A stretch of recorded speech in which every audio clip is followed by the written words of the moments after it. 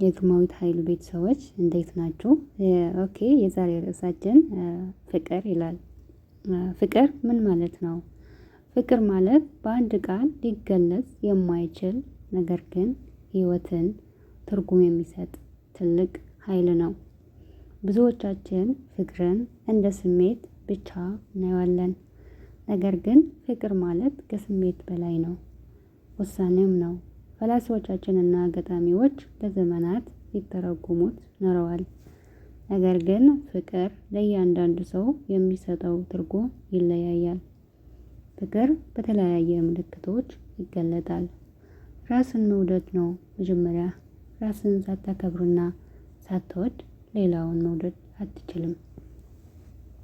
ሁለተኛ መስዋዕትነት ነው። ፍቅር ስለ ራስ ብቻ ሳይሆን ስለ ሌላውን ደስታና ደህንነት ቅድሚያ መስጠት ነው።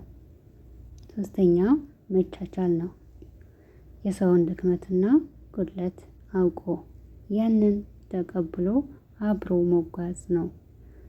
አራተኛ እውነተኛ ፍቅርና ስሜታውነት። ብዙ ጊዜ ወደድኩ የምንለው በመጀመሪያው ሳቢነት ሊሆን ይችላል።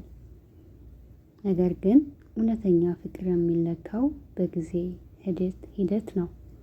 ፍቅር ማለት በትዕግስት የሚያሳልፍ ቸርነትን ያደርጋል። ፍቅር አይቀናም። ፍቅር አይመካም። ፍቅር አይታበይም።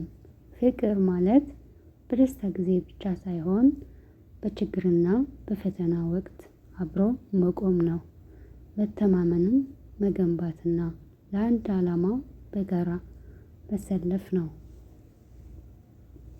አምስተኛ ፍቅር ማለት ለሌላው ሰው ካንተ የተሻለ እንዲሆን መመኘትና ያ እንዲሆን መርዳት ነው። ፍቅር ሕይወትን ያጣፍጣል፣ ብርሃንም ይፈጥራል፣ ሰላምም ይሰጣል። ዛሬ ለእናንተ ፍቅር ማለት ምን ማለት ነው? በዙሪያችሁ ላሉ ሰዎች ፍቅርን ለማሳየት ምን እያደረጋችሁ ነው? በመጨረሻም ፍቅር ማለት እውነት ማለት ነው። እስኪ እናንተ ሁላችሁንም በዙሪያችሁን ላሉት ሰዎች ፍቅርን እንስጣቸው። ሀሳባችሁ በኮሜንት ጻፉልኝ። ስላዳመጣችሁኝ አመሰግናለሁ። ላይክ እና ሰብስክራይብ፣ ኮሜንት፣ ሼር አትርሱ። ቤተሰቦቼ አበረታቱኝ፣ አግዙኝ፣ አይዞሽ በሉኝ። ከዚህ በላይ እንዲሰራ ማለት ነው። አመሰግናለሁ። ሁላችንም እርስ በርሳችን እንዋደድ፣ እንፋቀር። ያው የዛሬ ርዕሳችን ትልቅ ርዕሱ ነው። ፍቅር ኃያል ነው። ፍቅር ከምንም በላይ ነው። ስለዚህ ለሁላችን እግዚአብሔር አምላክ ፍቅር ይስጠን፣ ሰላም ይስጠን።